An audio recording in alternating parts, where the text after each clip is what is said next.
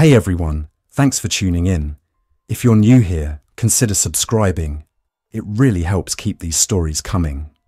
And while you're here, let me know in the comments where you're listening from. Now sit back, relax, and let's get into the story. I started my shift the way I always did.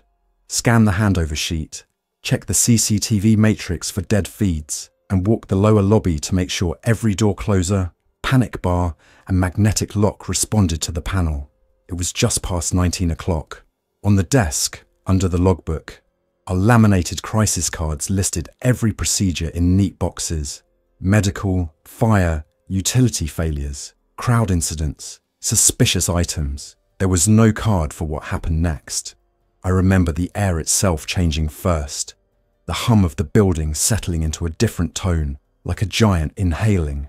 Then the first siren swept across downtown Dubai, curving off the glass of neighbouring towers and echoing across the fountain lake. I'm Adil Khan, night shift security at the Burj Khalifa. I used to be a police officer in Karachi before I moved to Dubai and retrained. The tower made sense to me in a way streets never did. Every corridor had a purpose. Every door had an access level. Every alarm meant something precise. The order calmed me. It was the sort of place where, if you learned it well enough, you could solve anything by following the plan. On the fire/life safety panel, a simplex screen we kept on the building overview tab, a new message stacked over the usual state of system display. It wasn't a fire event.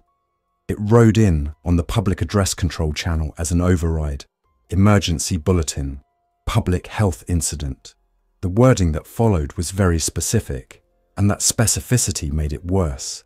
It used terms like violent behaviour, risk of contamination, shelter in place, await instructions. It was signed by Dubai Civil Defence and an interagency tasking code I didn't recognise. I called the control room on level 108 and got Rohit Menon. He covered night IT engineering. He knew the building management system better than anyone, the SCADA-like interface that let us see air handling units, pressure differentials, pump statuses, diesel levels. I'm seeing the broadcast too, he said. It's mirrored through the MR network. It's not a drill. While I was on the phone, one of the ground floor elevator banks chimed and opened. 3 passengers stood inside. A man in a suit, barefoot, breathing hard, covered in scratches. A woman in a delivery uniform. A third man whose eyes didn't focus on anything. He launched from the cab with his arms slack and his head tilted, colliding with the reception counter. The delivery woman lurched and grabbed onto the ballroom corridor railing like she had lost her balance on a ship in heavy swell. The suit turned to me, his words failing to make sense. He reached across the desk as if that would save him, then collapsed. Every procedure I knew said medical first, isolate, call ambulance. But outside, the sirens layered in odd patterns. In the far corner of the lobby, Mariam Hassan, the cleaning supervisor, heard the sounds and froze with her mop still planted in the bucket. She has worked this building for years. I met her eyes and said calm, because people mirror what they hear. Mariam, step back behind the access door. I put on nitrile gloves from the first aid cabinet and leaned over the reception desk toward the suit. He was breathing and trying to get up. The third man clambered onto the desk, then fell off it, and in those seconds I registered his pupils. A glassed-out look like someone who had gone past exhaustion into something else. He stood, tilted, then ran at the glass doors at full force. He hit them, bounced, and came again. I hit the manual lockdown on the lower lobby. The strip lights above every access door flicked from green to red as the maglocks engaged. I keyed my radio. Control, this is Adil at GL, initiating lobby lockdown. I have 3 unknown individuals. 2 are unstable. Copy, Rohit said. I'm on the cameras. The elevator cab was still open. I leaned in and hit fire service to put it to firefighters' control, but the key mechanism resisted, and I remembered it was controlled from the control room after hours. I backed out and used a baton to keep space between me and the delivery woman. She scraped at the railing, turned and reached. There was no recognition in her face, I've seen people in distress. This was not distress. It was motor and hunger with no thought attached to it. I pivoted, grabbed the extinguisher, and directed a hard blast of powder across her chest.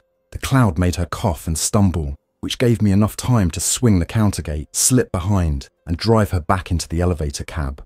The door tried to close on our shins, reopened, then finally captured her with a metallic thump. I hit every floor button so the car would cycle and buy us time.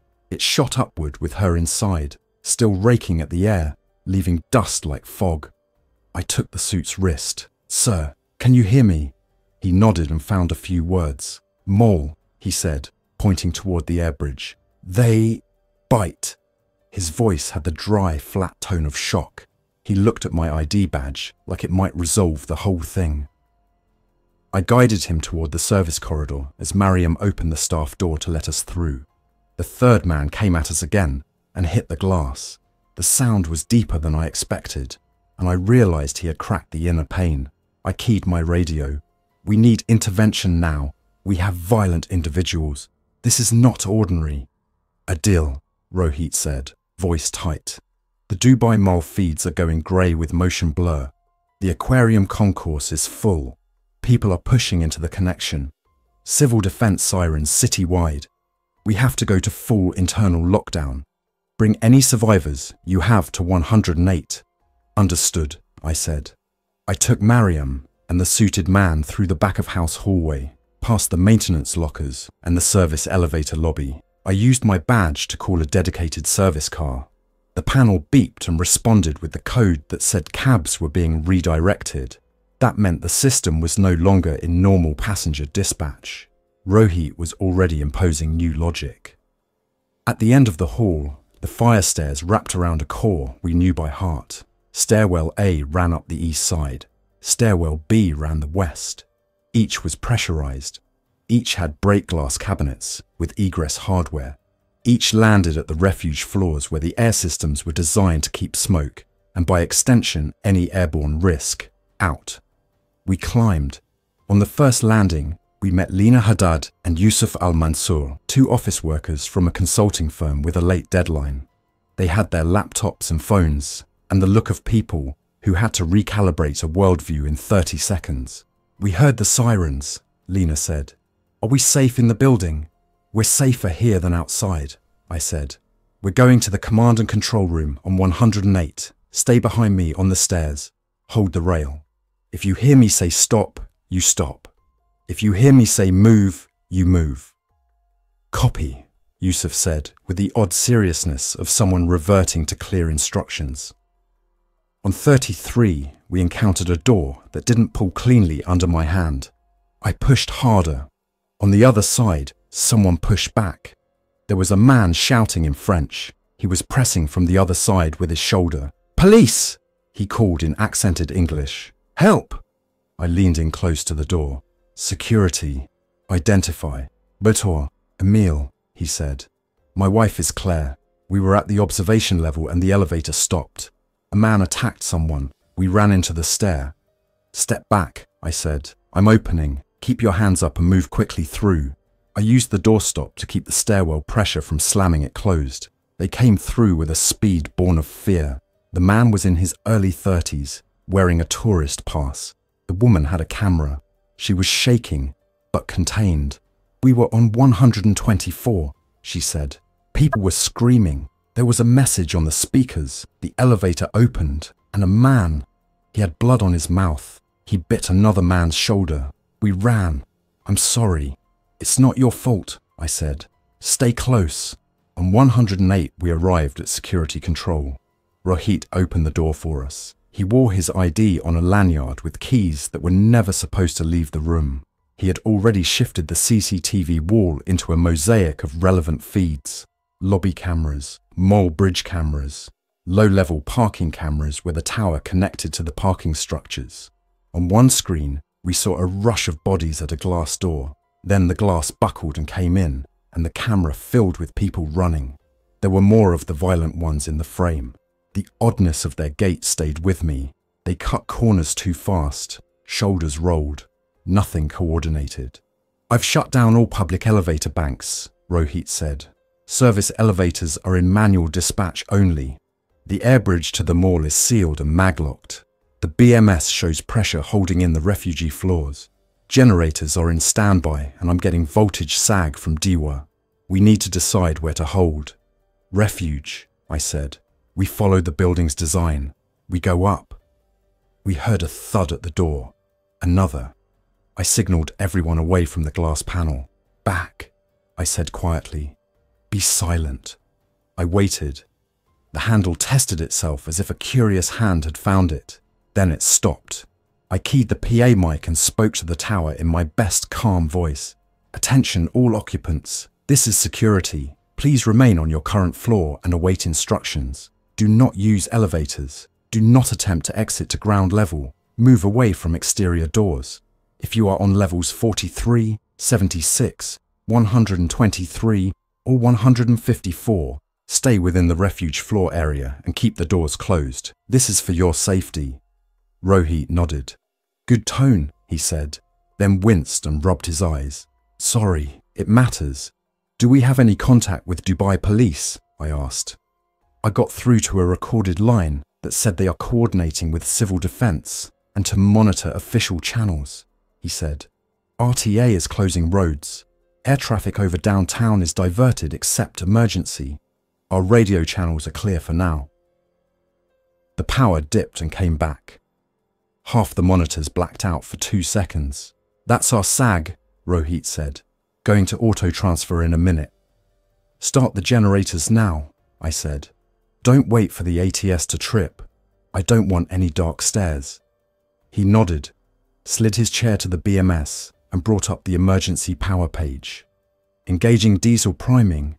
Prime complete. Starting Gen 40. Starting Gen 150. Both showing normal oil pressure. Transfer on my mark. Go.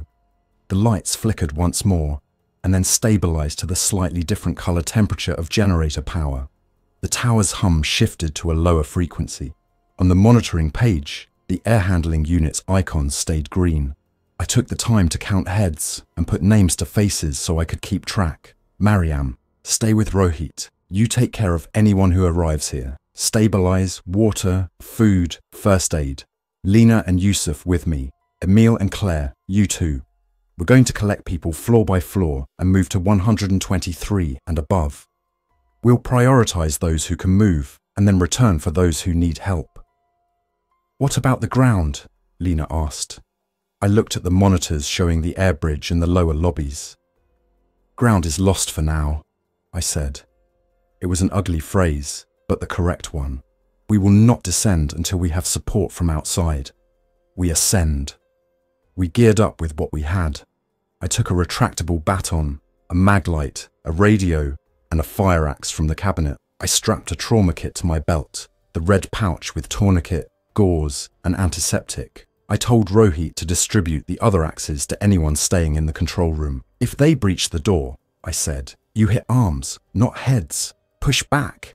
Keep the door intact. We moved into stair A.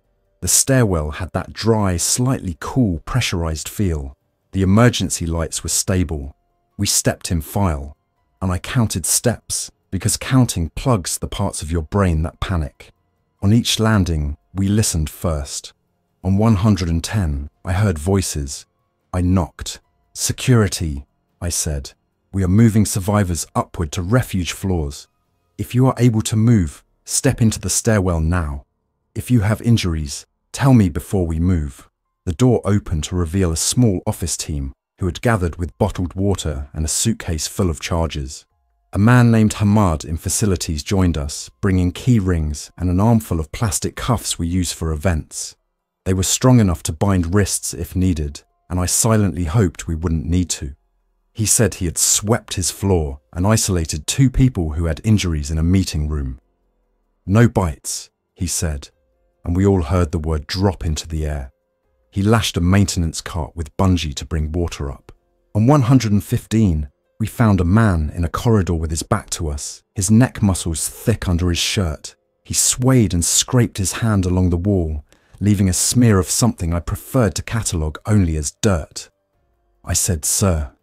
softly so I could judge his response before we moved. He jerked toward us with an unnatural speed and hit the door with his shoulder. The door shuddered under the pressure. I skipped back and let him push on the equalized side rather than counter it with my weight. Never fight the door if you have pressure on your side. He slapped the glass with his palm and then pressed his face to it. He slammed the door again and cracked the inner pane. That decided it. We climbed, careful to keep moving past doors that showed pressure from the outside. The group stayed quiet. Even Emile stopped narrating to himself in French. On 119, we found a woman curled on the landing with a sprained ankle. She said her name was Farah, a graphic designer. Yusuf volunteered to support her arm. "I've got you," he said, and set his face into that look people get when they decide how they will be remembered if anyone remembers them. On 123, the refugee floor, we entered the compartment through the airlock-style double doors. The refuge area had its own air handlers, cooler and cleaner, and a different sound. We found 24 people there already. Someone had organized water into a plastic tub and food into another. An off-duty paramedic named Karina was also there. She had a small medkit and that steady, practical demeanor that people respect. She took Farah's ankle and wrapped it with an elastic bandage with practiced speed. "You're good to move slowly," she said. "If you feel swelling increase, say so." I keyed my radio to Rohit. "We have a significant group on 123. We're going to 124 to check at the top and the lounges." "Copy," he said. "Be advised, more levels show continued influx. The parking camera P2C shows a group moving through the service corridor toward our lower service doors. They're moving fast. The maglocks are holding. Generators? Holding. Fuel at 88% on 40, 72% on 150. If we have to keep this going past dawn, we'll ration. We'll be off before that," I said. "Because you say that for morale even when you don't know." We stepped across 124 into the observation deck. The glass gave a clean view of the fountains and the lake and Sheikh Zayed Road in the distance. Traffic was frozen in plateaus of light. Somewhere toward Business Bay, a cluster of flames threw orange into the night. Through the glass, sound was muted. But when I cracked the service door to the outside terrace, the city noise hit us. Sirens, shouts, and that lower timbre of collective fear. Inside, the deck looked like a place abandoned mid-sentence. A stroller, a handbag on the floor, 2 souvenir photos face down. A staff member named Omar emerged from behind the kiosk. He looked relieved to see a uniform and almost fell against me with the release of it. "I've locked the doors to the elevators," he said. "But one went down before I could stop it and didn't come back." "Any injured?" He swallowed. "One." We found the man propped against a column, pale and sweating. His name was Abdullah. He had a deep bite on the forearm. I knelt and looked at the wound. It was ragged. The edges were red and already swelling. He stared at me. "I don't want to cause anyone trouble," he said. "I can wait here." I looked at Karina. She met my eyes, then looked away. In a hospital, this would be a ward decision with protocols. Here, we had to make an isolation choice. We set up a small area in the corner with a movable barrier and a rope from the queue line. Abdullah nodded and moved himself behind it without argument. "Please give me water," he said, and I handed him a bottle. We assigned Omar to stay near him without touching, to watch. Back on the deck, we picked through the remaining rooms. Claire and Emile found a child's shoe and didn't say anything about it. Lena moved with her jaw set, efficient and precise, like the person who always took notes in meetings now had to keep track of something larger. Tour. On the 148 lounge, we found more people. The lounge held its own quiet, the way expensive places do. As if decor could dampen reality, a woman named Rania had organized the group into tasks. They were boiling kettles, charging phones from wall outlets, collecting names. She smiled when she saw me and nodded like colleagues in a crisis. "We have 3 with minor injuries," she said. "No apparent bites. People are asking questions about helicopters." "We have no guarantee of helicopter access," I said. This building doesn't have a formal helipad. That was the truth. The spire had maintenance platforms and antenna bays. There were places where a helicopter could hover for hoist operations if coordinated with civil defense or the Coast Guard, but no dedicated helipad like the Burj Al Arab. If something comes, it will be a hoist. For that, we'll need space and order. We'll prepare the upper levels. For now, stay calm, stay put, and keep these doors closed. Rania nodded. We'll rotate watch, she said. We've got radios for kids' activities that work on the same band. Not ideal, but something. We made a plan in the lounge, drawing on a napkin with a ballpoint like a field sketch. From 148, we would stage a controlled ascent in 2 files to 154, the next refuge. From there, we'd assess the 159 maintenance platform for potential hoist. Rohit would attempt to raise civil defense on every circuit he could. Phone, radio, even the building's broadcast backbone if it reached an operations network. We would keep the control room staffed and protected as long as possible, because it was our only way to see. Back at 108, the situation had shifted. The cameras showed a breach in the parking service corridor. A group of the infected had come through a metal service door that had failed under repeated impact. They filled the corridor like a surge. The maglock to the internal service hallway was our last barrier. The camera inside the service hall wobbled on its bracket and then settled. On the other side of that barrier was the spine of the building. Rohit looked at me. We may lose the lower service corridor, he said. If they get past the maglock, they'll be in the belly. We checked the door to the control room again. It was steel, with a multi-point lock and a reinforced frame. We set a maintenance cart across it with blocks like a simple brace. I walked everyone through a plan if the door failed. Mariam held my gaze like someone who had made her decision. She was going to stay here, no matter what. You'll have people coming who are hurt, she said. You need me here. I'm not climbing stairs with my knee. Okay, I said. There was nothing to say to bravery except to acknowledge it. The next hour became a series of controlled movements. We moved people in groups of 10, separated by 30 seconds per landing, into Stair A and up to 123 and 148. Hamad used his maintenance cart as a mobile supply point. Yusuf carried water on his shoulder. Lena called cadence. Claire and Emil rotated to the back to make sure we didn't lose stragglers. I walked point with the axe. Behind them, in the control room, Rohit watched the monitors like a chessboard where each piece was a human life.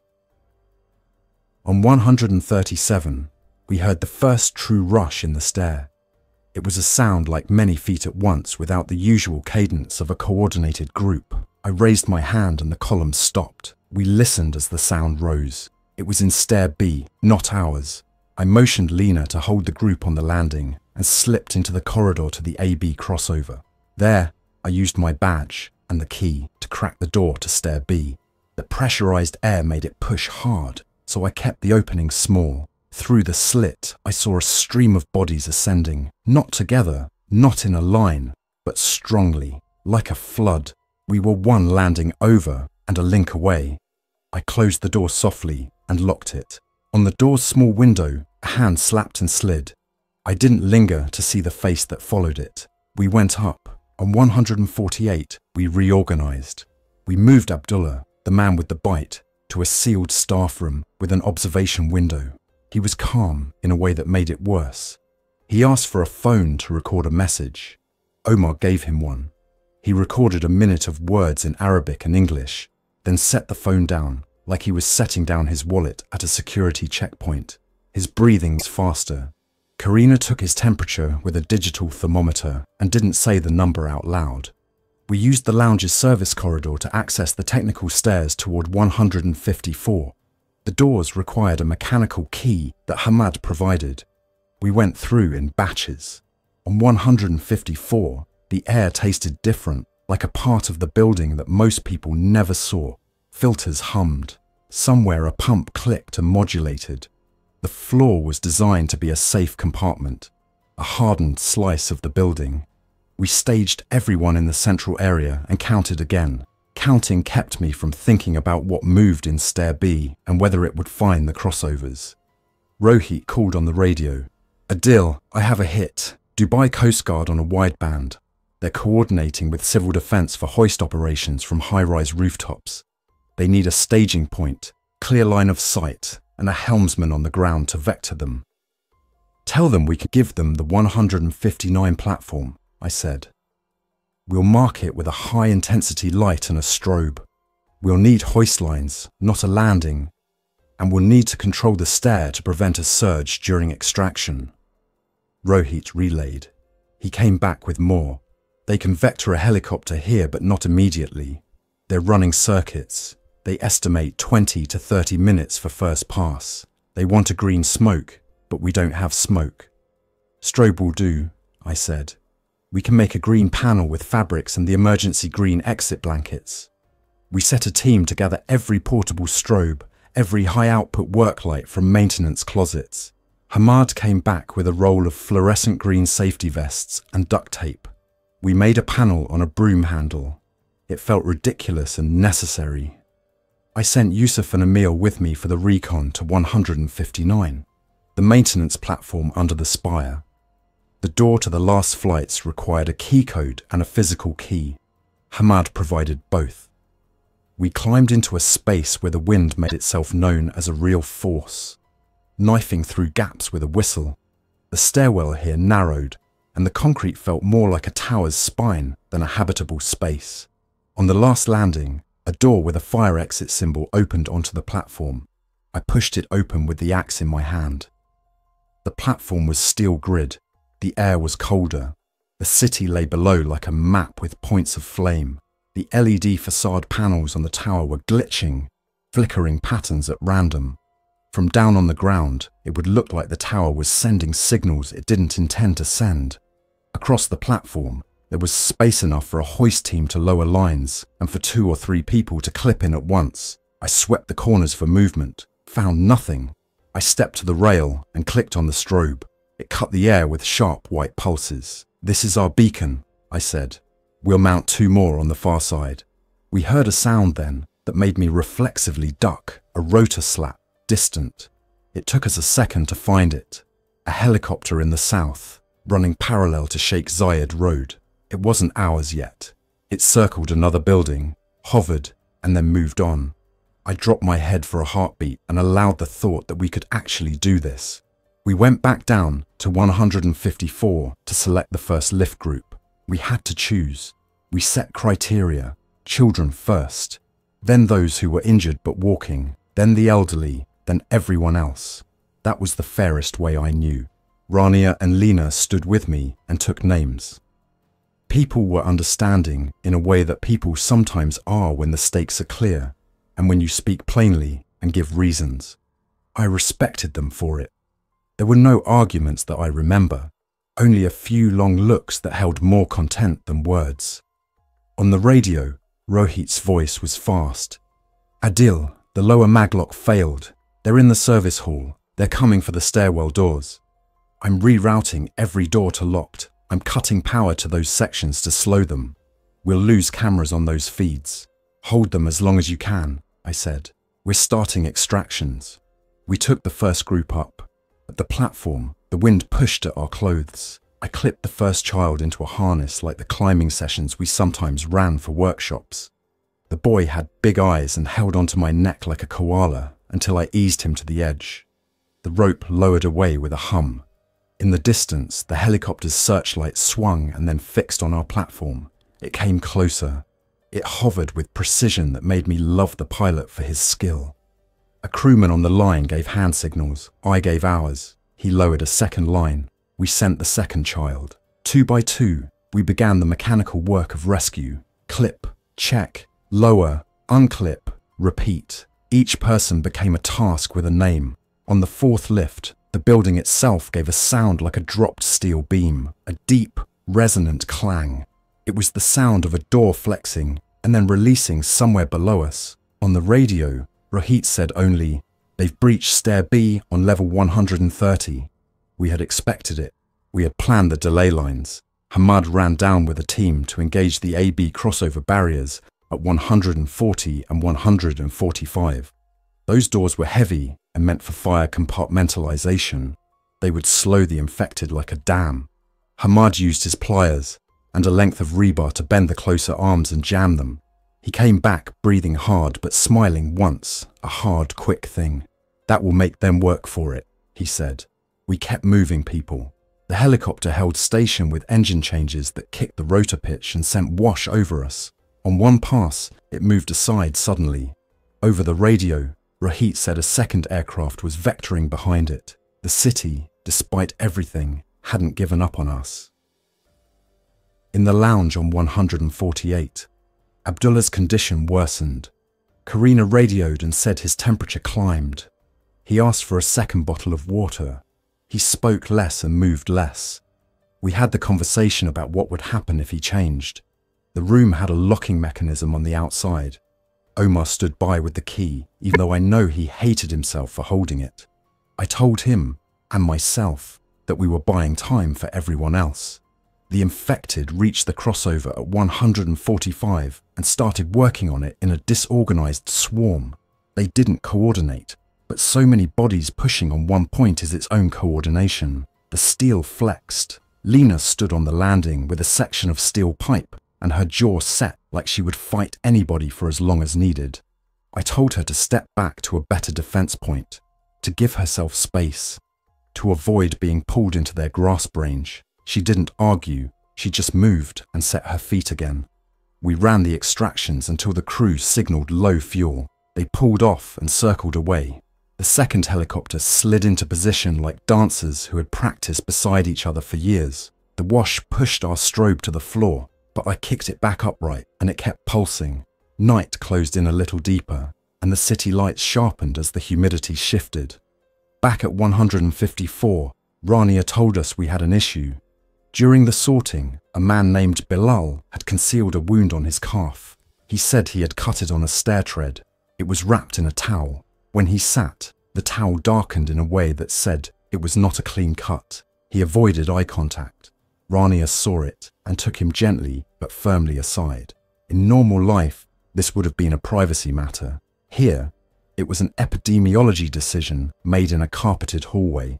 We moved him to an empty equipment closet with a chair, water, and a closed door. He protested, then stopped protesting when he saw the faces around him. On the platform, the second helicopter took another 10.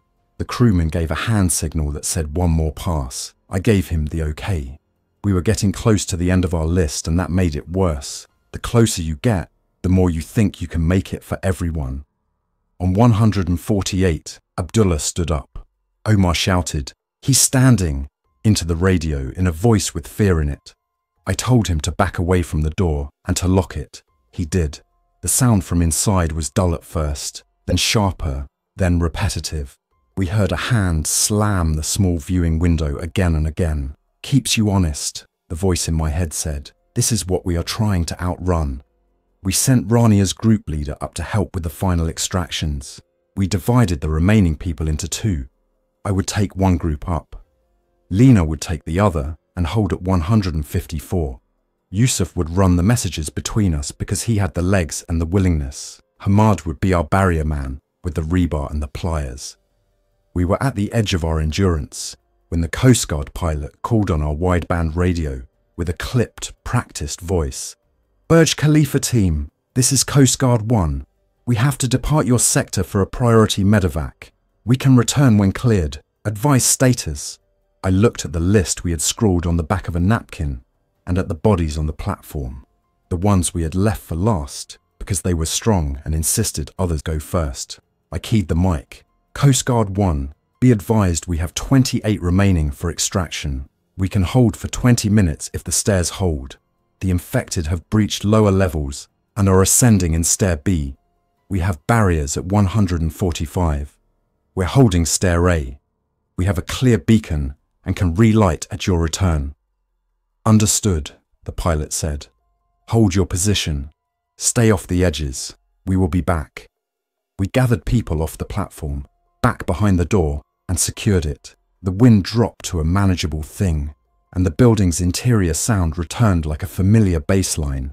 We descended to 154 to rest and drink water. It's funny how the human body still wants the basic things in the middle of complicated problems.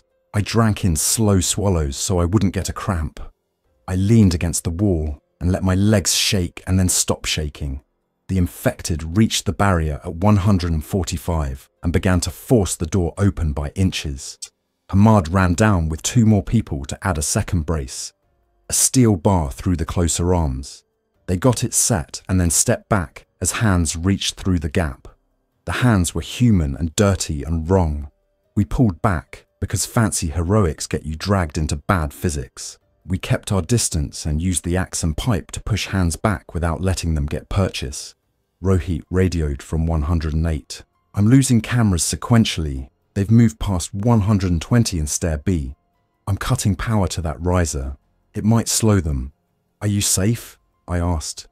Yes, he said, and then after a small breath, for now. I could hear Mariam in the background telling someone to sit and breathe and giving instructions about how to wrap a bandage. You could hear competence in the tone, even without the words. We staged for the final lifts. We had to decide if we would send Mariam and Rohit on the next pass. Mariam refused before I finished the sentence. I stay, she said. People come here. This is where they will go. If I leave, they will meet a locked door. Rohit? I asked. I stay with the systems, he said. If you get us a third pass, take Lena and Hamad and as many as you can. It is hard to argue with professionals when they state their position like that. You have to respect the reality of roles. Coast Guard 1 came back in a slide of light and air. We ran the last extractions like a drill squad.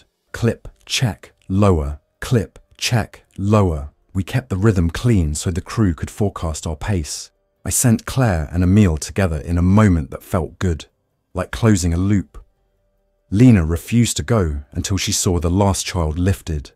She went on the second to last line, looking at me with a look that was not dramatic, just acknowledgement. Hamad went with her, taking his pliers like he might need them wherever he was going. I looked at the list again. We had 6 left on 154, plus those in the control room.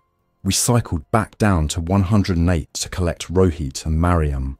When we arrived, the door had a new dent in it. They had set the maintenance cart against it with wedges. Inside, the control room had a smell like overworked electronics. Screens showed white, then grey, then nothing as feeds died. The BMS still showed the generators humming, a little lower on diesel, but steady. Mariam had bandaged 3 people who had made it up somehow through stair A with their faces grey with effort. Rohit had a handheld radio around his neck, and the building schematics open on a tablet. We had 1 more pass. We gathered everyone and moved them out into the hallway, then to the stair, then up. We paused at 124 to check the lounge. Abdullah was quiet. Omar stood outside the door with the key in his hand and his eyes wet in a way that had nothing to do with dust. He stopped moving 10 minutes ago, he said. Then he started again. I can't. You did the hard thing, I said. Come with us now. We climbed to 154 in a line that felt like a string pulled taut. On the landing, at 150, a side door buckled inward. 3 of the infected spilled through, off balance for a second. That second is why we train. I used the extinguisher first, a hard blast to the face. The powder cloud slowed them. We moved past them on the outside of the landing, never entering their grasp. Lena would have swung the pipe. In her absence, I used the baton to strike across the backs of their knees, a lateral mechanical interruption. They fell in a tangle, and I didn't look down after that. We moved. At 154, the last group clustered in the refuge area with our duct-tape green flag and the strobes. The helicopter came back 1 more time, riding its own noise like a ship. The crewman motioned, last. We sent Omar, then Rohit, then Mariam. She looked at me and started to say something, and then shook her head and smiled and said instead, you did well, the way an older sister might. She clipped in and went over the edge without a sound. I counted again, On my napkin list, smudged with sweat, there were marks by almost every name. 2 names were uncrossed, mine and a man who had vanished from the lounge during the second pass. I told Yusuf to go. He shook his head and stood by the door with the axe, as if the act of standing there was a sentence he had to complete. I put a hand on his shoulder and said it plain. You go and you help them on the ground. That is your job now. He held my eyes and then nodded and went to the edge and clipped in and went down like he meant it. The crewman looked at me once and held up the flat palm that meant finished.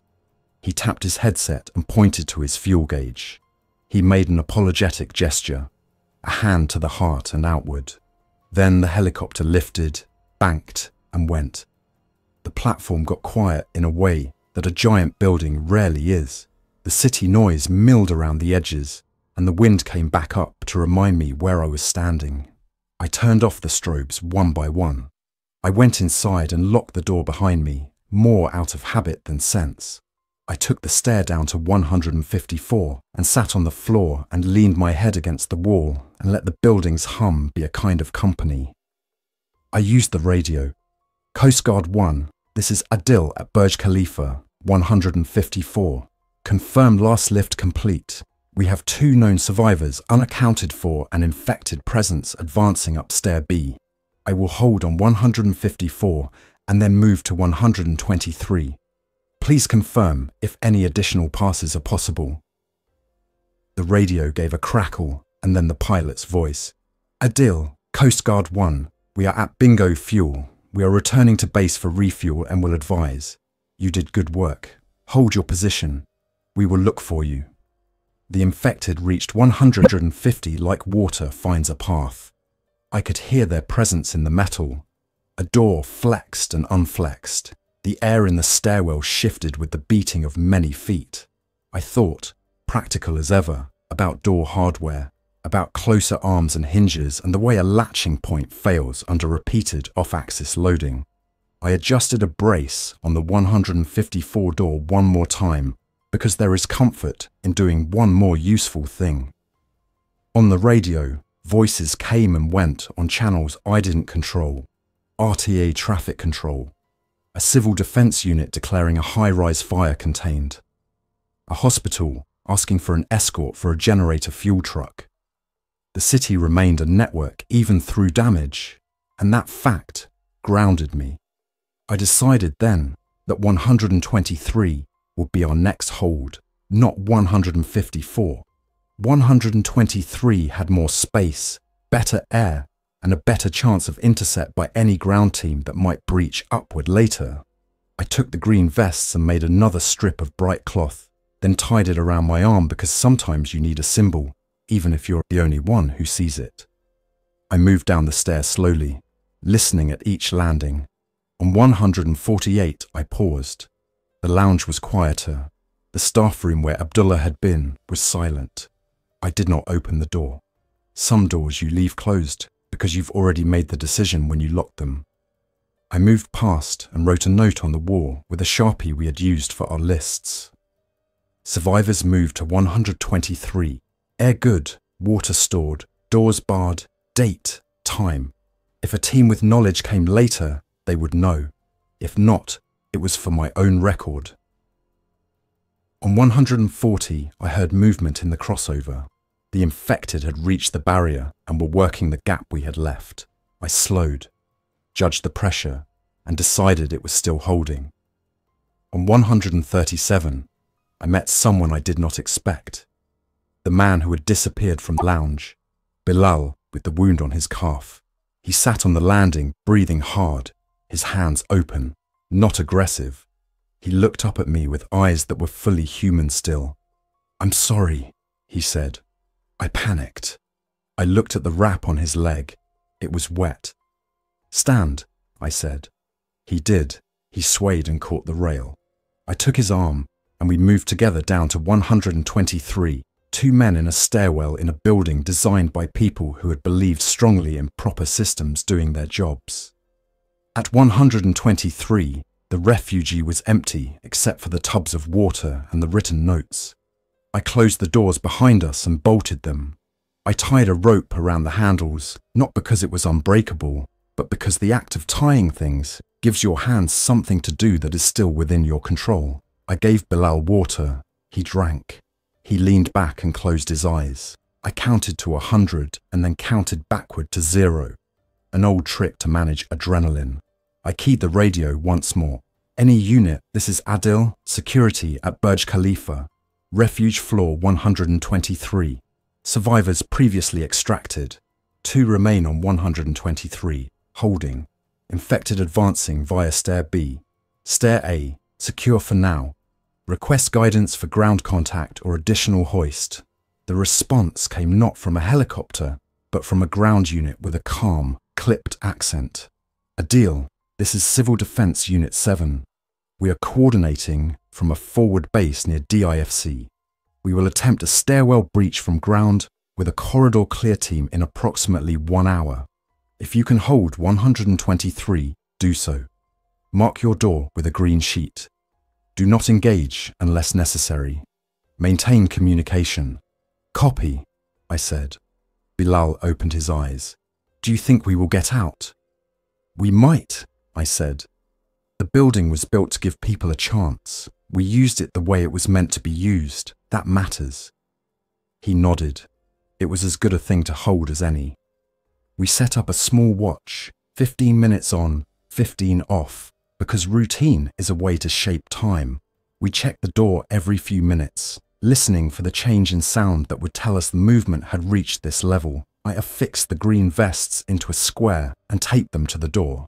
I placed a strobe facing inward so I could flip it toward the window if I heard a team. I kept the axe near and the baton nearer. At some point, the generators shifted tone again as one spooled down for a load adjustment. The air handling unit on the refuge page hummed steady. I closed my eyes for 30 seconds and opened them and checked the door again. A voice on the radio counted in Arabic, and then in English, and then in Arabic again. A crew somewhere doing their own rituals. I thought, not in symbols, but in the simple terms of things done. We locked the lobby. We gathered people. We used the refuges. We shut down the elevators. We started the generators. We kept the stairs clean. We held.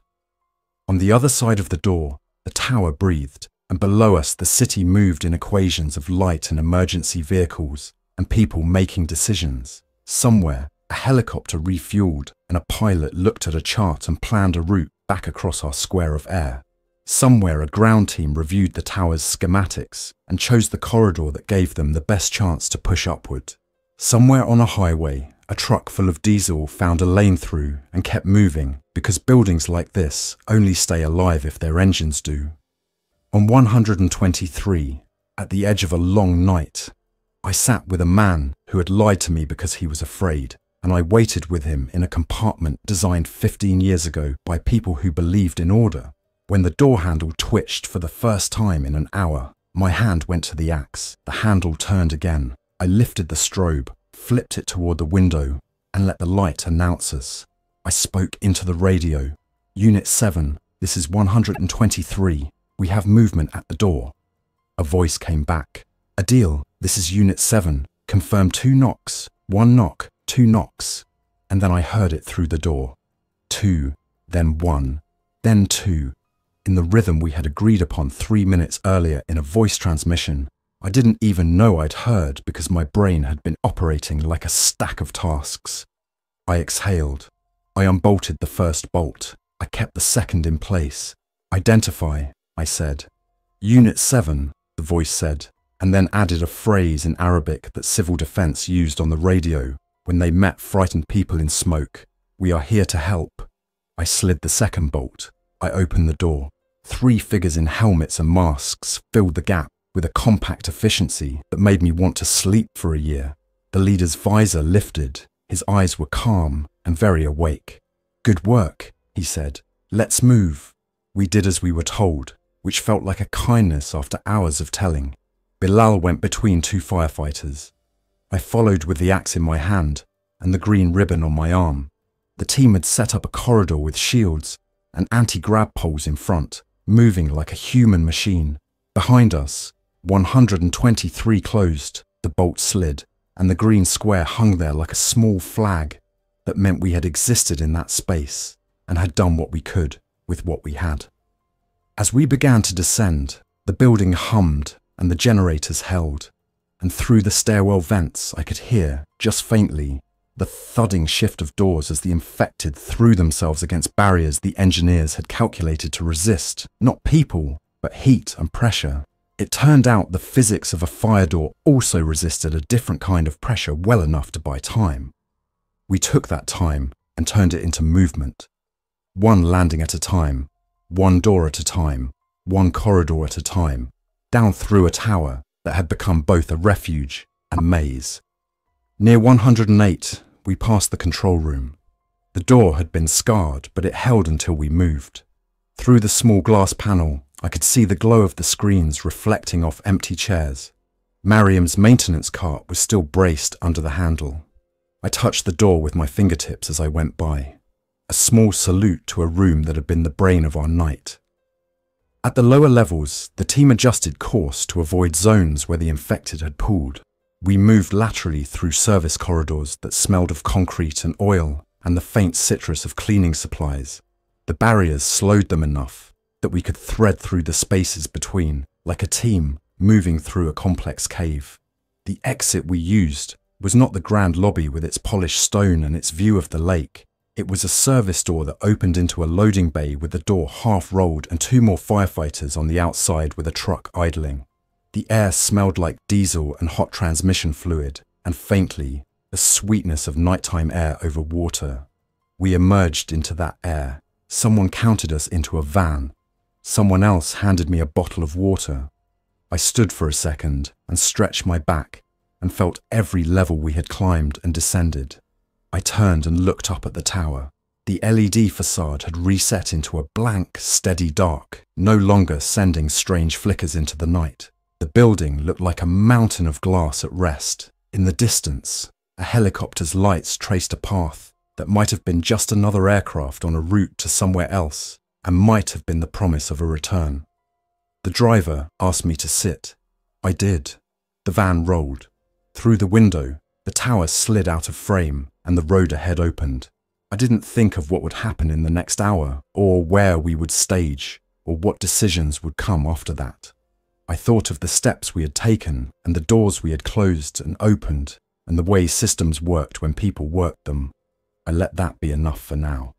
In my pocket, my radio crackled once more with the pilot's voice from earlier, as if we were still on the same line we had been on for hours. "Adil," he said, like a man who remembered my name, because it had been important for a small time in a complicated night. "We'll look for you on the next pass." I keyed it. "Copy," I said, because sometimes you don't need more words than that. Then I leaned my head back against the seat and let the van carry me where it would, out of the tower that had held us, and into a city that would be counting itself and its people for days to come. Thanks for listening. If you enjoyed this story, don't forget to like and subscribe. Your support keeps these creepypastas coming. Until next time, stay alert, stay safe, and never ignore the feeling that something is watching.